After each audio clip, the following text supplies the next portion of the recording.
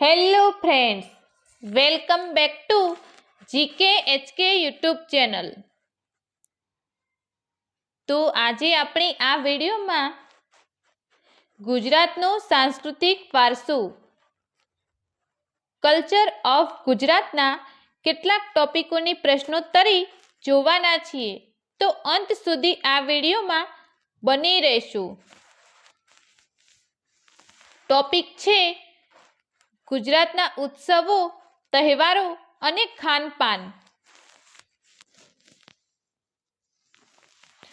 ગુજરાતનું નવું વર્ષ ક્યારે ઉજવવામાં આવે છે?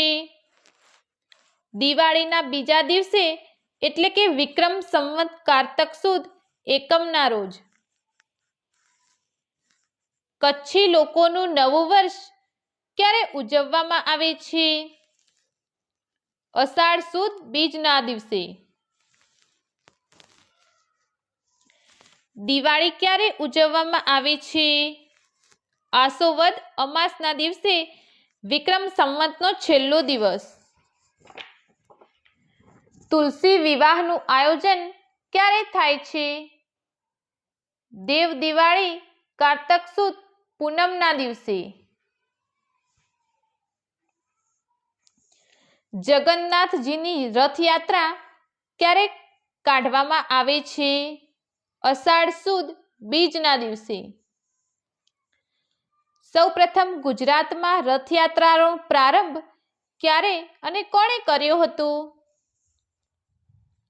અમદાવાદના જમાલપુરથી 1879માં ગેજેટિયર ઓફ ધ બોમ્બે પ્રેસિડેન્સી પ્રમાણે હનુમાનદાસ મહારાજે કરાવ્યો હતો. સૌપ્રથમ ભારતમાં રથયાત્રાનો પ્રારંભ ક્યારે અને કોણે કર્યો હતો? 1878માં નરસિંહદાસ મહારાજે. અસ્મિતા પર્વ ક્યારે ઉજવાય છે? હનુમાન જયંતીના દિવસે તલગાજરડામાં. રથયાત્રાનો પ્રારંભ કઈ વિધિ દ્વારા આરંભ કરવામાં આવે છે? પહિંદ વિધિ. પારસીઓનું નવું વર્ષ કયા નામે ઓળખાય છે? પતેતી. વિવાહિત હિન્દુ મહિલા પોતાના પતિના લાંબા આયુષ્ય માટે અને સુખ શાંતિ સમૃદ્ધિ માટે કયું વ્રત મનાવે છે? કડવા ચોથ, કાર્તિક ચોથ. મકર સંક્રાંતિનું નામ કયા બે શબ્દો પરથી પડ્યું છે? મકર રાશિ અને સંક્રાંતિ એટલે સંક્રમણ. હોળી કયા દિવસે ઉજવવામાં આવે છે? ફાગણ સુદ પૂનમ.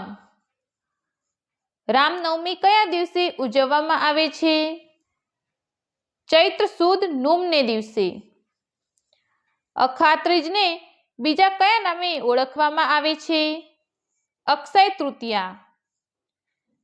ગુરુ પૂર્ણિમા કયા ઋષિના જન્મદિવસની યાદમાં મનાવવામાં આવે છે? વેદવ્યાસ. શ્રી કૃષ્ણનો જન્મ ક્યાં અને ક્યારે થયો હતો?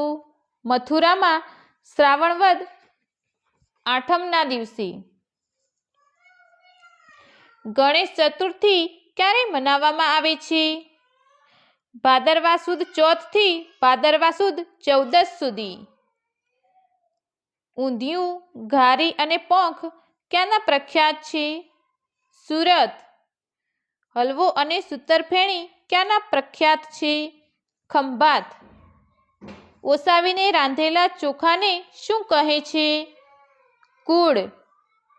ભરૂચ જિલ્લામાં શ્રાવણ વદ નોમના દિવસે મેઘરાજાની છડી ઝુલાવવાનો ઉત્સવ કઈ જ્ઞાતિના લોકો દ્વારા મનાવવામાં આવે છે?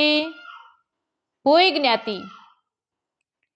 શરદ પૂર્ણિમા બીજા કયા નામે ઓળખાય છે? કોજાગીરી પૂનમ. ગુજરાતના કયા સ્થળે પતંગ દશેરાના દિવસે ઉડાવાય છે? સિદ્ધપુર. કૃષિ મહોત્સવ ક્યારે ઉજવાય છે? અખાત્રીજના દિવસે. ખેતરમાં વાવેલું ધાન ઉગી નીકળે, અંકુર ફૂટે, તેની ખુશીમાં આદિવાસી દ્વારા કયા તહેવારની ઉજવણી કરવામાં આવે છે? નંદુરો દેવનો તહેવાર. ડાંગના આદિવાસીઓ દિવાળીના તહેવારમાં ખાસ કરીને વાઘ બારસના દિવસે કયો ઉત્સવ ઉજવે છે? બોલાવો. અસ્મિતા પર્વનું આયોજન ક્યાં થાય છે? તલગાજરડામાં. ગુજરાતના આદિવાસીઓ ઉંદરિયા દેવનો તહેવાર ક્યારે ઉજવે છે? પાક તૈયાર થાય ત્યારે. વસંત પંચમીની ઉજવણી ક્યારે કરવામાં આવે છે? મહાસુદ પાંચમ. આ દિવસે બાળકને પ્રથમવાર અક્ષર શીખવાડીને વિદ્યારંભ સંસ્કાર કરવામાં આવે છે. ગુજરાતના કયા મંદિરમાં મા મહિનાની પૂનમે સાકર વર્ષા ઉજવાય છે? સંતરામ મંદિર, નડિયાદ. દેવ ઉઠી અગિયારસ ક્યારે આવે છે? કારતક સુદ અગિયારસ. દેવ પોઢી અગિયારસ ક્યારે આવે છે? અષાઢ સુદ અગિયારસ. ગુરુ પૂર્ણિમા કયા મહિનામાં આવે છે? અષાઢ. ગીતા જયંતિ કયા મહિનામાં આવે છે? કારતક સુદ અગિયારસ. રામનવમી ક્યારે ઉજવાય છે? ચૈત્ર સુદ નોમ. રક્ષાબંધન ક્યારે આવે છે? શ્રાવણની પૂર્ણિમા. રેંટિયા વારસ અથવા રેંટિયા બારસ ક્યારે આવે છે? ભાદરવા વદ બારસ. શિવરાત્રિનો તહેવાર ક્યારે મનાવવામાં આવે છે? મહાવદ તેરસ. મહાવીર જયંતિ ક્યારે ઉજવાય છે? ચૈત્ર સુદ તેરસ. હનુમાન જયંતિ ક્યારે ઉજવાય છે? ચૈત્ર પૂર્ણિમા. પરશુરામ જયંતિ ક્યારે આવે છે? વૈશાખ સુદ ત્રીજ. ઋષિ પંચમી ક્યારે આવે છે? ભાદરવા સુદ પાંચમ. ટોપિક છે લોક જીવનમાં પૂજાતા દેવી દેવતાઓ. કયા દેવીને સૂર્યની અર્ધાંગના કહેવાય છે? રાંદલ સૂર્યાણી. રાંદલ માતાનું પ્રસિદ્ધ યાત્રાધામ ક્યાં આવેલું છે? તાલુકો ઉમરાળા, જિલ્લો ભાવનગર. અલગ અલગ પ્રદેશમાં નાગ દેવતાને કયા નામે ઓળખવામાં આવે છે?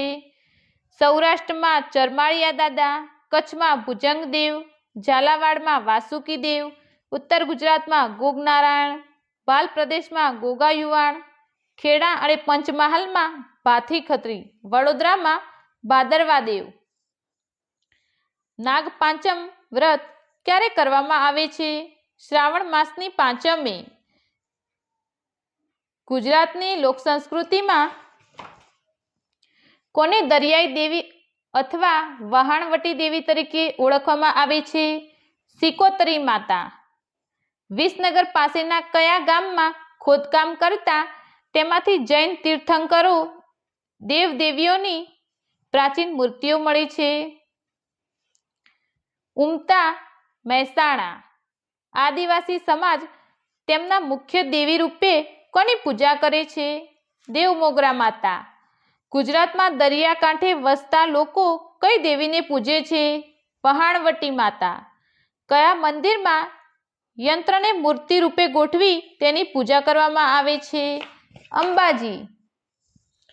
જો તમને અમારો વિડીયો ગમ્યો હોય તો વિડીયોને લાઈક કરી તમારા મિત્રો સાથે શેર કરો અને ચેનલને સબસ્ક્રાઈબ કરવાનું બિલકુલ ન ભૂલશો, જેથી આવનારા તમામ વિડીયોની નોટિફિકેશન તમને મળતી રહે. જય હિન્દ.